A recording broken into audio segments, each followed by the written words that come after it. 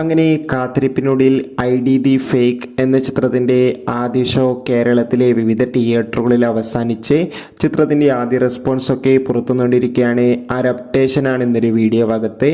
വീഡിയോയിൽ കൊനുമ്പ് video like ചെയ്യുക, channel subscribe ചെയ്യുക. ജനുവരി മാസം ഇനി അങ്ങോട്ട് OTT റിലീസ് ചെയ്യാൻ പോകുന്ന ചിത്രങ്ങളുടെ വീഡിയോ നമ്മുടെ ചാനൽ ഭാഗം പരിശോധിച്ചാൽ നിങ്ങൾക്ക് കാണാൻ വേണ്ടി സാധിക്കുന്നതായിരിക്കും. ധ്യാൻ ശ്രീനിവാസ് നായകനായെത്തി, ദിവ്യ പിള്ളെ, ജോണി ആൻ്റണി എന്നൊക്കെ പ്രധാന കഥാപാത്രങ്ങളായെത്തി.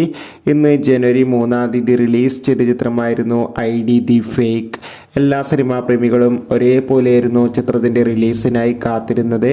അങ്ങനെ കാത്തിരിപ്പിനൊടുവിൽ ഇപ്പോൾ ചിത്രത്തിൻ്റെ ആദ്യ ഷോ കേരളത്തിലെ വിവിധ തിയേറ്ററുകളിൽ അവസാനിക്കുമ്പോൾ ചിത്രത്തിന് മികച്ചൊരു പോസിറ്റീവ് റെസ്പോൺസ് തന്നെയാണ് പുറത്തുകൊണ്ടിരിക്കുന്നത്. ചിത്രം ഒരു മികച്ച ത്രില്ലർ ചിത്രമാണെന്നും ചിത്രത്തിൽ ധ്യാൻ ശ്രീനിവാസൻ്റെ മികച്ച അഭിനയം തന്നെ കാണാൻ വേണ്ടി സാധിക്കുന്നുണ്ടെന്ന് റിപ്പോർട്ടുകൾ സൂചിപ്പിക്കുന്നു.